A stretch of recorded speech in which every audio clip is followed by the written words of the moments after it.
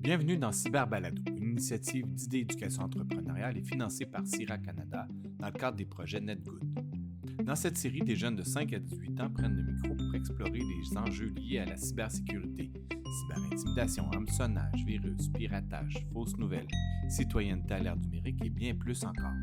Ces balados ont été co-créés avec des pédagogues dans le but de sensibiliser, d'informer et d'outiller les jeunes ou leur communauté à utiliser Internet de façon sécuritaire et responsable.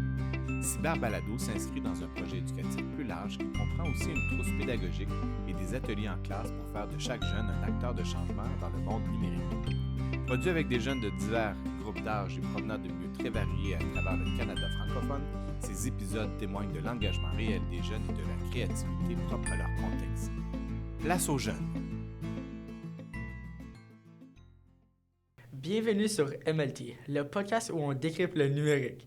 Aujourd'hui, nous allons vous présenter un sujet qui nous fait malheureusement face dans la société de tous les jours. Les fake news et l'esprit critique. Sont-elles nocives? Sont-elles faciles à croire? Sont-elles communes? On vous en parlera tout de suite.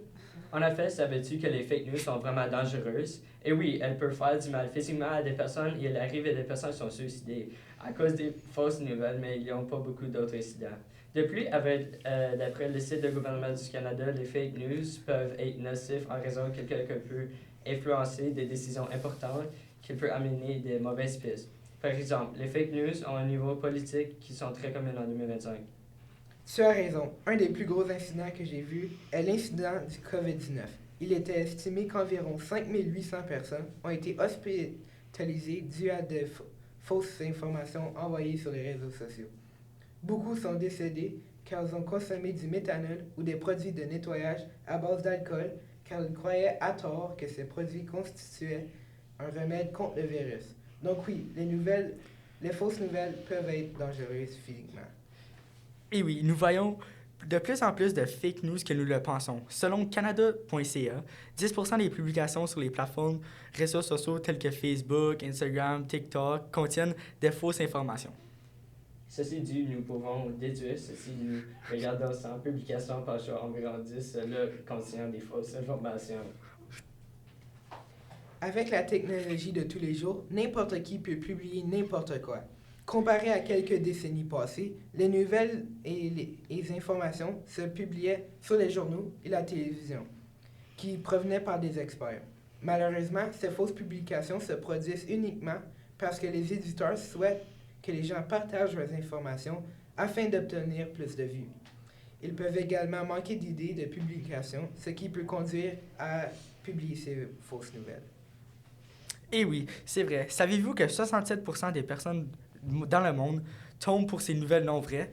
Ceci veut dire que seulement 33% ne tombent pas pour ces nouvelles fausses.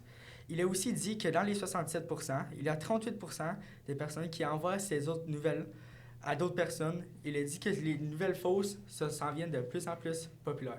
Oui, en effet, ces données sont vraies. Si tu as l'application TikTok, tu pourrais être une des personnes qui tombent pour les fausses nouvelles. Il y a 2 ans, un groupe de personnes est allé sur l'application TikTok et a analysé 540 vidéos et sur 500, 19,4% sont des vidéos fausses nouvelles. Il a dit 2 milliards de personnes ont TikTok, donc ceci veut dire qu'ils ont beaucoup de nouvelles fausses et qu'ils peuvent tomber pour ces affirmations. De plus, ces fausses nouvelles sont si faciles à croire que les gens ne se doutent aucunement que ces informations soient vraies. D'après Radio-Canada, au Canada, 90% des gens admettent d'avoir été bernés au moins une fois par des fausses nouvelles sur Internet, citant Facebook comme la principale source d'informations trompeuses, selon une enquête mondiale. Ces fausses nouvelles ont déjoué tout le cerveau en raison de facteurs physiologiques. Selon Radio-Canada, ces fausses nouvelles sont si faciles à croire avec les facteurs comme on peut confirmer ce qu'on pense déjà. Notre cerveau prend des raccourcis, notre mémoire nous induit une erreur, on se méfie sur les dangers et plusieurs autres facteurs non mentionnés. Par exemple, s'il y a une nouvelle qui se fait publier disant qu'il y a un remède pour le cancer, nous avons tendance à croire cette nouvelle car on se méfie au danger. Finalement, ce qu'on vient de parler, la plupart des fausses nouvelles sont conçues pour déjouer votre cerveau. Voici nos invités spéciaux, Marca et Alicia. Allô? Merci d'être ici aujourd'hui. Marca, penses-tu que les nouvelles fausses sont faciles à reconnaître? Bonne question. En réalité, les fake news ne sont pas toujours faciles à reconnaître, surtout quand elles sont bien rédigées dans des sources qui sont fiables.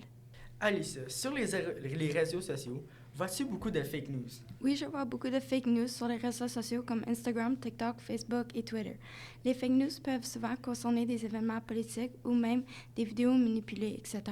Nous aidons aussi à propager ces nouvelles en partageant les histoires. Pour conclure, maintenant vous en savez beaucoup plus sur les fake news. Vous avez appris à propos comment sont-elles communes, comment faciles sont-elles à reconnaître, puis sont-elles nocives. Tous ces faits ont été vérifiés sur des sources fiables telles que Radio-Canada puis canada.ca. Merci beaucoup pour votre écoute. Ceci était MLT, le podcast d'où on décrypte le numérique. Nous tenons à remercier le personnel, les enfants et la direction des écoles participantes pour leur engagement tout au long du projet. Nous remercions également le CIRA dans le cadre du programme NetGood. Nous vous invitons à écouter les autres épisodes de cette série ainsi que ceux des autres écoles participantes. À très bientôt!